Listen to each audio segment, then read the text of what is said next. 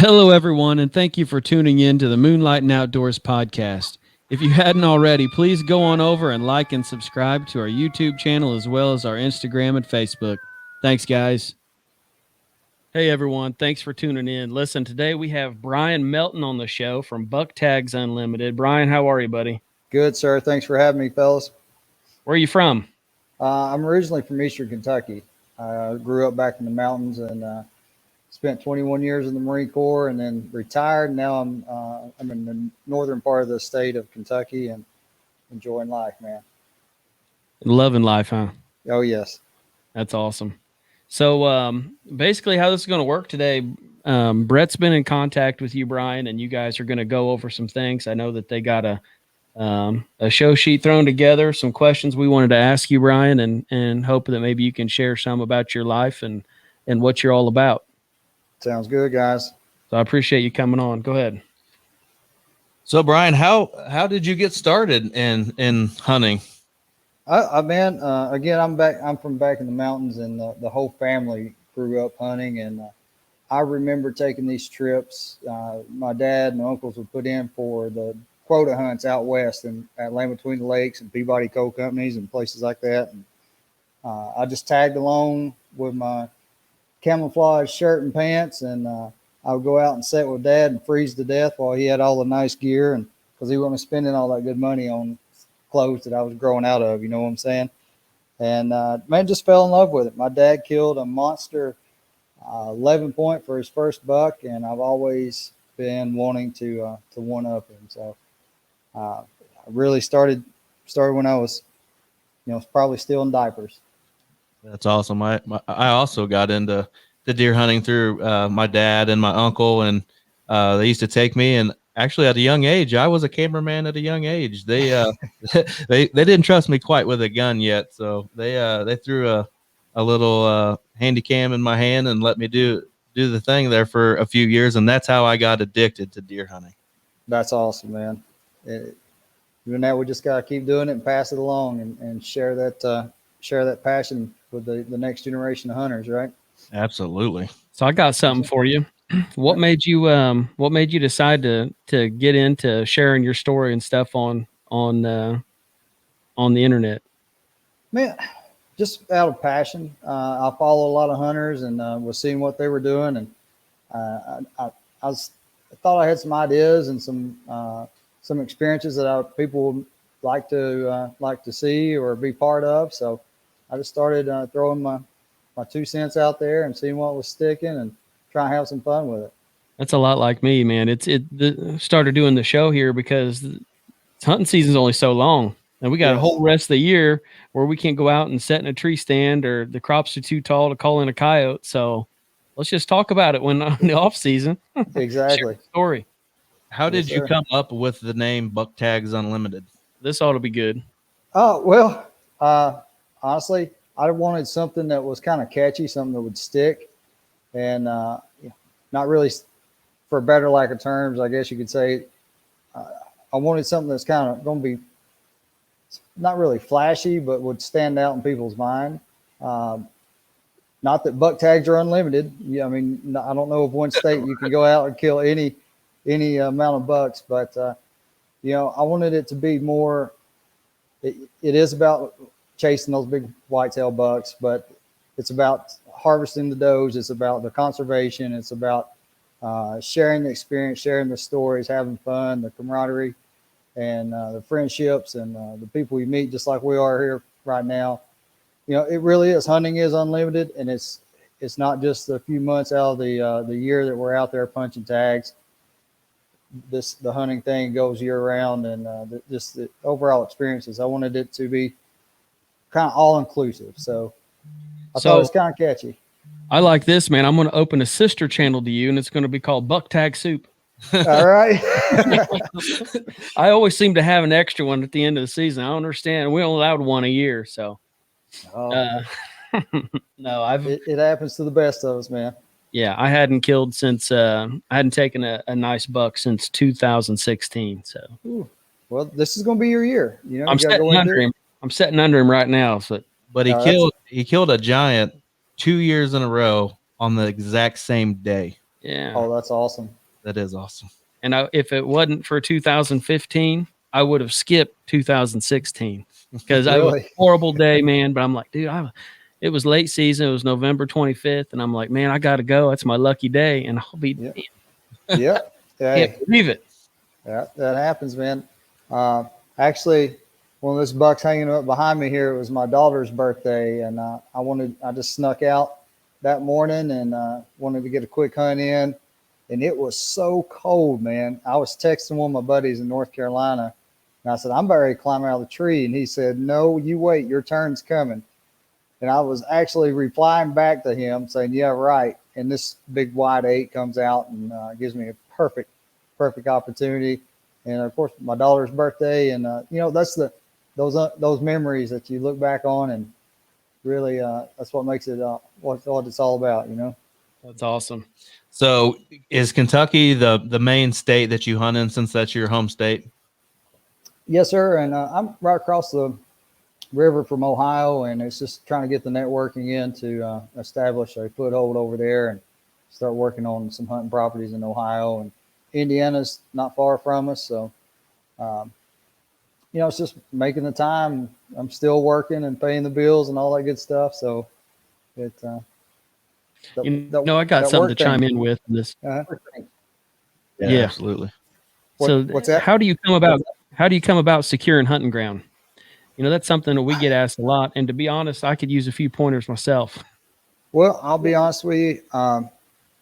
It's more of to me, it's almost like an art form. And of course, you got to be nice and respectful with people. And one of the first things I do is just I'm straight up with them, and I tell them what I'm there for, and that's to hunt. But I always throw that caveat in there. As soon as I introduce myself and I talk about hunting, and I ask for that permission, I'll tell them, hey, if you've got a target buck or a certain buck that you're hunting, or you have somebody else hunting your property, I respect that. I just want to punch some tags and help you out, and work on establishing that rapport with them. Let them know I'm just not there to kill anything and everything. It's just I want to be part of that conservation management piece of it, and extend my respect to anything they have established before me getting there. And I've got a few great farms I can hunt on, but I lost probably the best property I ever had when it changed hands. And that's just something you just can't get over that. I think about it every season. And I'm lucky enough that one of my main properties here in Indiana in Hancock County, it changed hands, and I was able to maintain the relationship with the landowner. And, I told him, hey, I've been hunting here for 18 years. I know that it's been in your family for a long time. And, how do I maintain this relationship with you? And he said, as long as you're not doing anything illegal, you can hunt here as long as you want to. Yeah, that's part of it, man. You just got to establish that working relationship. And unfortunately, sometimes you run into that change of hands and they don't want to offer it up. Some of the best things that I've seen work for me in those similar situations is I'll work up. If I harvest a deer, I'll work it up in jerky and back straps, and I'll give that to the landowner. And there's only so much you can do, and people are going to tell you no sometimes. It's just you thank them for their time and ask them for a reference or a referral for somebody else that may be willing to let you hunt their land. That's awesome. Yep. Well, I had some questions on Kentucky deer hunting. Actually, I inherited 4 acres down in Wayne County, Pulaski County, and I have permission to hunt the land around it, which is about 250 acres altogether. And I've never deer hunted in Kentucky, so I have a lot of questions when it comes to Kentucky deer hunting. All right. Well, first off, Wayne and Pulaski County, man, I think that is a sleeper location for big bucks in the state. I was a Marine recruiter for that area. And the first deer I killed with my black powder rifle was on a kid's farm in Adair County that I put in the Marine Corps. But that's a different story. Wayne and Pulaski counties are great. And if you got 200 plus acres there, man, that's a gold mine. Well, I like the way that sounds. Yeah. And I'm lucky enough to be his friend. Exactly. So, what kind of off-season chores do you get into? Cameras, mineral sites, etc. All right. So with cameras, I'm just breaking into that. I'm so much a rookie with cameras. I've spent probably 2 weeks working with Adobe Pro trying to figure out how to edit, the hours of film I got from last year. My main thing is just maintaining the nutrition and keeping those food sources going year round. A lot of people, you know those hunters that go out and throw a 50-pound bag of corn out on the ground a week before gun season or bow season, and just kind of hope for the best. Uh, I'm big proponent of making sure that nutritional offset is met by supplemental feeding, food sources, mineral blocks, salt blocks, and just trying to enhance and increase the health of the overall herd. Do you have any cellular cameras? I haven't invested in the cell cameras yet. I've got some Browning, just old traditional Browning cameras that have worked great for many years. So knock on wood, hopefully they got a few more seasons on them. What about you guys? Yeah, I run some spy points. I just didn't know if you had that sort of thing and if you had a problem getting signal, because I know a lot of places down there in Kentucky, it's hard to even get a cell phone signal, let alone a signal from a trail camera out in the middle of nowhere. Yeah. Did you just call him a hill jack? No, I'm down there. I would too. take offense to that if I was you, buddy. Hey, not that's cool. true. I mean, there are places you'll go around the corner and you're going to lose cell service, but fortunately up here in northern Kentucky, it's pretty good. Same thing with the Wayne Pulaski County area. You should be all right with running cell cameras there. The only thing is, I would highly encourage lock boxes or getting them fixed to a tree. Right. So you get to know Moonshiners their area. tend to run off with them. Yeah, that and just little knuckleheads running through the woods. They Yeah. see something and think it's theirs. I've had a few taken. I've Yeah. been there, and ladder stands, some lock-on Yes. stands. Yeah. Yeah, I wish I had all the stuff I had taken away from me, but So, what number wise, how many cameras do you usually run during an off season? I've got 6 or 8 running right now, and they're on the same. They've pretty much been on the same trees for a few years. So Mm-hmm. Yeah, I've seen Yeah. some of those bucks you got on some of them trail cameras. Couple nice bucks running around there. yeah, I've got some good potential going. That's for sure. so just to chime in while we're still talking about trail cams, did you guys hear about Arizona? I did Yes, I saw that. How crazy is that, man? What in the world are they trying to gain? Arizona had banned the use of trail cameras. Wonder why. I wonder what the point of that was. I mean, I could see a cellular camera because you're gaining an advantage because you know exactly where that deer is, and that when the camera goes off, you can go running towards it if it need be. All right. So, I don't Well, know. I thought Boone and Crockett did a pretty good job with trying to eliminate that facet of it there by saying, hey, if you're getting that picture and you're going in pursuit of that deer at that moment, it's not a record book deer. But Yeah, I've tried in my Hancock County spot. I've tried not to run the spy points on that property just for that exact reason, because I have a deer that is close to 200 inches in there, and if I kill him, I don't want no beef with that. no questions at all, right? Right. But, So your season starts what, September 1st? the first Saturday of September. So you get a whole month jump on us here in Yes. Indiana. What about early season tactics? Get them while they're in that movement pattern, that summer movement pattern and feeding pattern. They're still comfortable, and they're going to be where they're at on camera at that time. They're going to be there when you're in the stand. You almost guarantee it. Right. So what do you do to keep these deer? I mean, I know you said you're putting out mineral, you're doing things. What do you do to keep deer on these farms? Maintain those food sources and keep the pressure off of them. I mean, I'll go in once every 12, 14 days, restock the food for them, change the batteries and cameras out, and just make sure there's some kind of sustainable food there, a mineral block or a Big J block or something that's going to last a couple of weeks. And they're always coming in. I mean, within a week and a half, 2 weeks, I'll have a 32 gig memory card full. Almost 6,000 pictures. What's the biggest mistake that you think that the new hunter, unexperienced hunter, would make when it comes to trying to keep deer on their property? Keep checking to see if they're still there. Just getting too damn excited. Getting too excited, getting too excited, and I got to check my camera. I had checked my camera since this morning. Yeah, exactly. Bring it back out there. Yeah. That's solid advice, though. I'm totally on board with that. But I'll tell you, if you don't have a trail cam that has the cellular connection, and you go to work every morning, on your drive to work, you're thinking about, I wonder what's out there. It's really hard to stay out, but daggone it. Yeah, I'll tell you another mistake I made myself was, you want to try to absorb all the advice you can, and you're always learning something. And a lot of hunters say, hunt the wind, hunt this direction, hunt that direction, and if you're not seeing deer, move the stand here.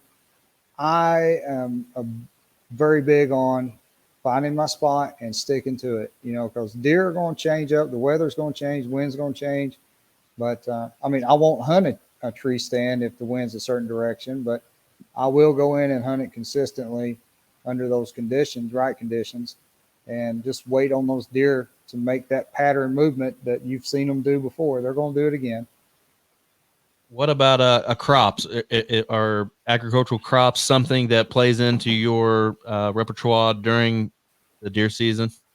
Yes, and fortunately enough, the places I'm hunting are kind of in a bowl between two different sets of, I've got, corn, soybeans on one side, and or they're rotating between the two. And the areas I'm hunting are very low pressure too. So it makes a big difference. Hey, Siri, definition of repertoire. I'm just kidding. Yeah. Well, early season here in Indiana, crops is, a huge thing for us. If you've got standing corn on a big block of woods, them deer hiding in the corn. They use it to their advantage, Oh, yes, they do. And I've got properties that I can't get into on account of the crops. Absolutely. Right. And dude, it's tough. Oh, yes. Yep. And that's kind of a blessing and a curse, Absolutely. Last year was the first year we hunted a spot in Shelby County, and it was the first time that I had really got to hunt over beans. And everybody always told me, these deer ain't going to hit these beans once they turn. I have footage of 15 deer in a field after the beans have turned eating soybeans. Unless it's late muzzleloader season, then we'll be tearing them up. Absolutely. Yeah. So what about here in Indiana? We are not allowed to bait of any type, and I know in Kentucky you're allowed to bait, right? Yes. What are the advantages and disadvantages of baiting in the state of Kentucky? Again, the advantages, in my opinion, is the fact that you're helping offset that nutritional deficits during the harsh times, especially when the does are carrying fawns and the bucks are starting to get antler growth. We don't have the farmland and agriculture equivalencies that you do in Indiana, and I still like keeping the deer around the property, and I like seeing the 120-inch deer become 150-inch deer, and that takes minerals and nutrition and supplements. So that is the advantage there. It's just keeping the crops close, and or keeping the deer close to your place, and just kind of help offset that. As far as the rut goes, when is your peak rut, and when are you definitely going to be in the stand in the state of Kentucky? Well, honestly, I always try to be out of the stand by rut and tagged out. That's my goal, but does it happen? It don't always happen that way. I would say our peak rut generally runs about that second week of November. You'll have early rut action, from the last couple of weeks of October all the way through November. But the first good cold spell and that week 2 or so of November really kick in the rut action. And if you can be in the stand and set all day, you're going to punch some tags. Well, that was my next question. What are some tactics that you go with during the rut? Get in early and set. I mean, you gotta be persistent and consistent. If you're hunting one area and you're not seeing those deer, don't get up and start moving around all over the place. They're going to come to you. The does are going to come through there. They're going to keep those. They're creatures of habit. So you got to be in the tree.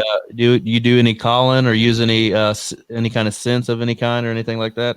Not traditionally. No. If I see a deer coming in, I'll give a light bleat or a low grunt or something. Just try to get their attention to see how they'll respond. But generally, I'm not out there hitting the rattling antlers and making all kinds of ruckus. I'm in the same boat as you. I don't mess with scents too much. I'm already kind of OCD when it comes to my scent in the woods to begin with, so I don't want to stir up the pot even more and use any kind of a code blue or whatever. But I will. There is a very small window that every once in a while I'll bring the rattle bag out. Just depends on the mood and the setting and the moon and the wind and everything, but it's a very small window. It's about a week period, and after that week's over, that rattle bag doesn't even go in my hunting bag. That's probably a good call, man. It really is. Now, as far as buck sizes, do you have any kind of limitations to yourself, or are you just trying to take a mature buck? Just trying to take a mature buck, man. I'll have them come in on camera, and I'll kind of put them. I won't say categorize them or prioritize them, but I'll see one and identify it as, if I see him and have the opportunity of a ethical shot, I'm going to take it. I'm with you. I think a lot of hunters get wrapped up on that one deer or that specific one or whatever, and you lose some golden opportunities. Are you in this solo, or do you have somebody that you? It's just me right now, man. Yeah. My daughter helped me design my logo. That's about as far as I've got. Your logo is pretty sweet. Yeah, I do like that. Thank you. That's pretty cool. You see our logo up there in the corner? Yes, that's nice. I like that. That's a Sasquatch over some pine trees. Oh, yes. All right. You thought it was a coyote, though, didn't you? At first, I did. I thought it was like a coyote and the mountain range and like a valley there. So, yeah, that's pretty cool. It's not really a Sasquatch. Just in case. Just messing with you. It does look like a Sasquatch. After I told you that, it makes you. Yeah. All right. So what is it? I got to know now. It's a coyote howling at that little moon up there. Okay. All right. We could use your daughter's help. Hey, send me the image, and she's got a nice little computer that she does all this work on it with. So yeah, that's awesome. So what are some goals or missions that you have for Buck Tags Unlimited for the next several years? Man, just having fun. Just having fun, making memories and sharing those experiences, and meeting more people like you guys. And of course, in the back of your mind, you always want to be punching tags on the 160, 180 inch bucks. You want to be hunting other states. You want to hunt other animals. There's all kinds of goals and wishes, and if it's in the cards, it's even going to be even better. I see you got a bow sitting there next to you. You primarily hunt with a bow, or? Yes, sir. Yeah, that's my Matthews Halon. This will be the 5th or 6th season with it, and you take it out all through gun season too. Occasionally, I'll switch up, and it just depends on how I'm feeling in the morning during like gun season. Kentucky, this part of Kentucky has a very healthy doe population, so we have you can buy bonus doe tags, and a lot of times I'll tag out with my bow, and then I'll buy a bonus tag to take the rifle out and just help with conservation piece. That's great. Do you get involved in any type of youth hunting? Other than with my daughter, I haven't much here. When I was in North Carolina before I retired from the Marine Corps, I was with the Quail Forever chapter there, and we did a lot of youth hunts and stuff. But here it's just I haven't had the opportunities or the exposure for the networking and to get my foot in the door for that yet. That's awesome. That's kind of our entire mission really has. When we first started Moonlighting Outdoors, the direction, we didn't even know what we were doing. We were just having a good time in the off season, but then it turned into, we held a squirrel derby for kids. Oh, yeah. Yeah, the heaviest 4 squirrels won a plaque and a prize pack in 3 different age groups. And dude, we had a blast with it. Oh, that's Uh, awesome. Yeah. and then after that, we just got carried away with it. We've had a Yeah. fishing derby since. And in fact, I got Zach White texting me right now, one of our guys, and we put together a frog gigging tournament. I can't wait. So- That's going to be awesome. Yeah. Yeah, so you have to get your daughter signed up for that. All right. Yeah, my son, he's only 5, so I haven't got to, take my own son hunting. But the last several years, I've been fortunate enough to been able to make friendships with people where they let me take their son out youth duck hunting or youth deer hunting, and that's kind of where I kicked off my Blue River bow hunting last year, was with the youth deer season in Indiana, and I'm hooked. I got so much satisfaction over watching this kid being shook up over shooting a 100-pound doe. I mean, over me shooting 130-inch, the next month. Yeah. Loved Yes, sir. And that's what it's all about, man. Just sharing that experience and getting those kids out there and letting them see what it's about.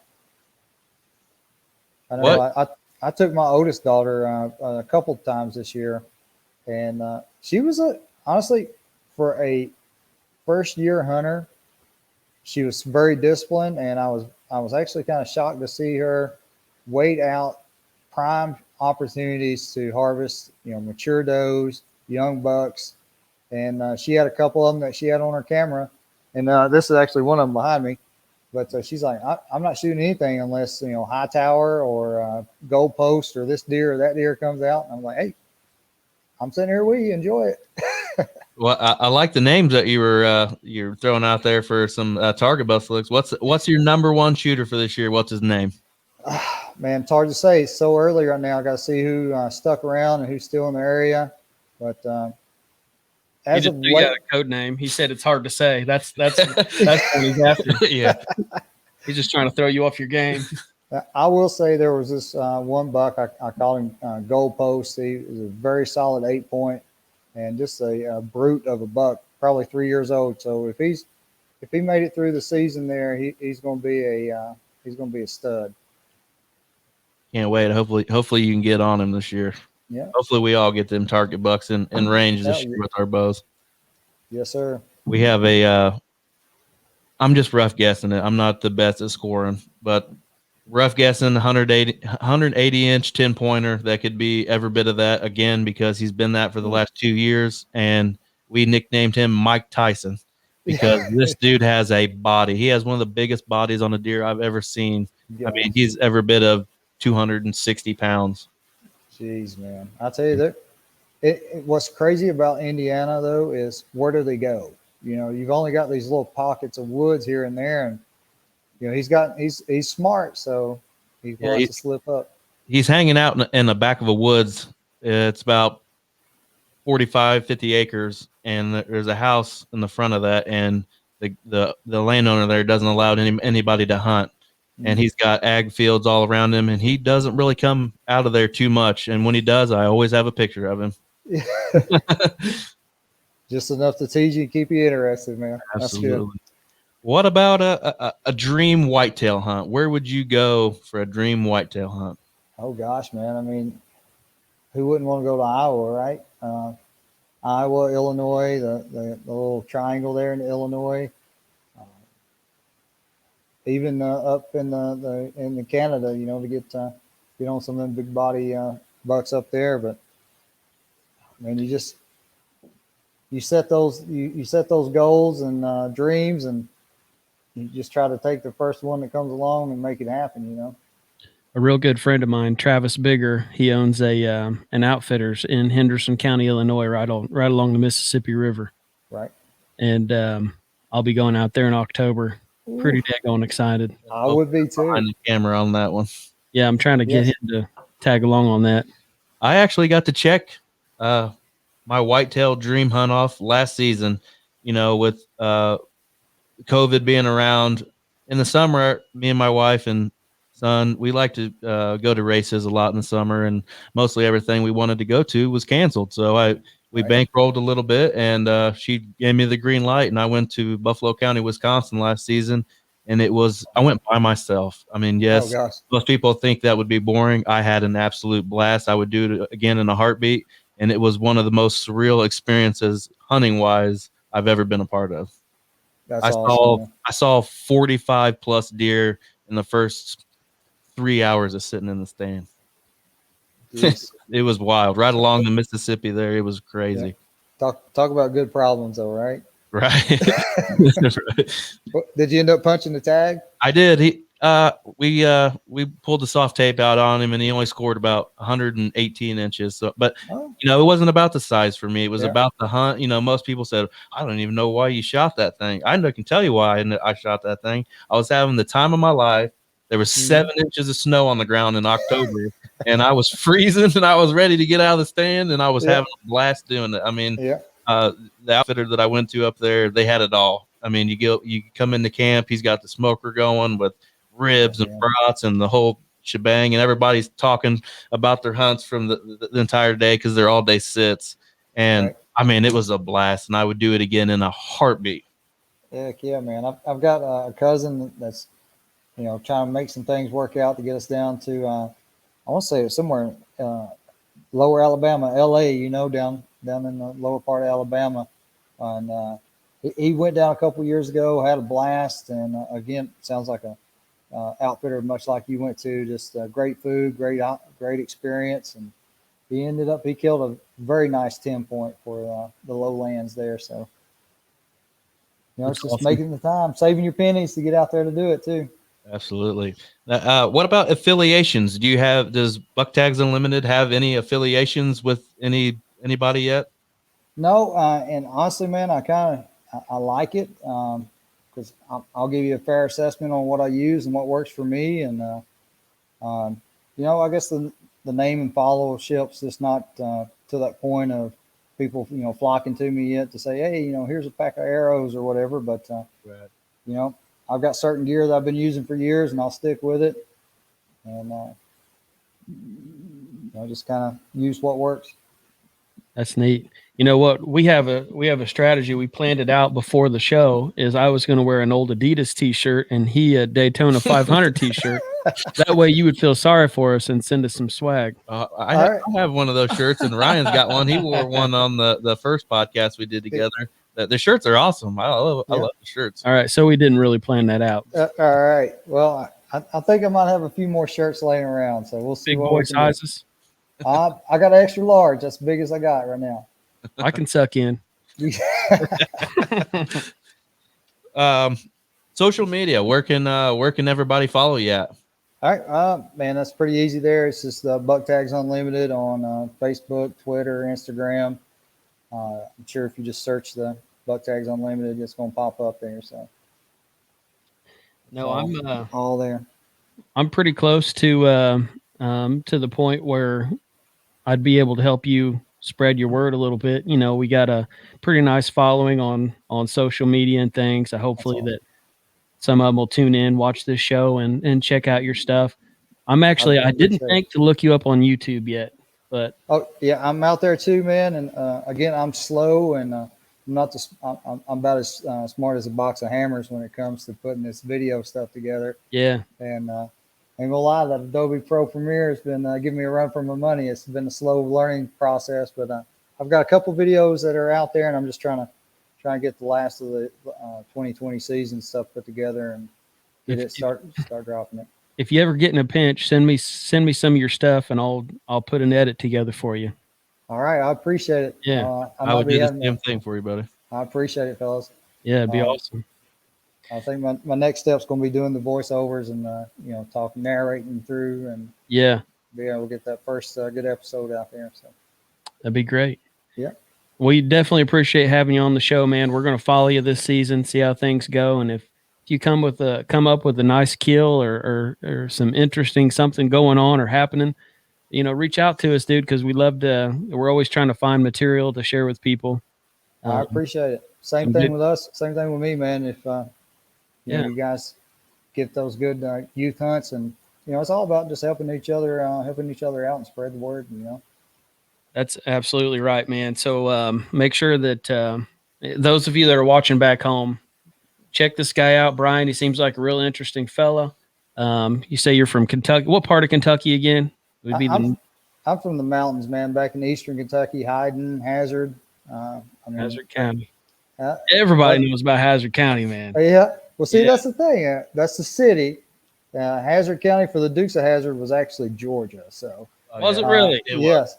Yeah. But the cool thing is though, when we were growing up, there was well, they still have it, the Black Gold Festival. It's the fall festival there for Hazard, Prairie County, and they would always have the Duke boys come in the early '80s.